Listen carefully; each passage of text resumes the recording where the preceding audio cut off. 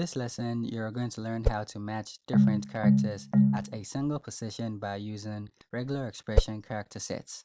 Let me show you what I mean. Let's say we want to match the string food. Basically, you would define your regular expression like this. This regular expression will match the string food. Now, what if you want to define a regular expression to match the strings food and good at the same time?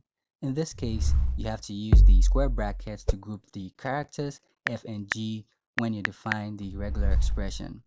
Doing this will tell the regex engine to match either the character F or G at this position when it's comparing the expression with the test strings.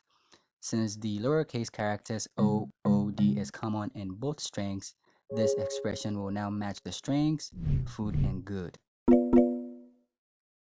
Head over to regex 101 website and let's try this out. Type the string food here and good on the next line. Then go ahead and define the regular expression here to match both strings by using character sets. As you can see, the regular expression we defined by using the character sets matches the strings food and good. Now, if you add the string would, there is no match. This is because the character W is not part of the character set that we defined.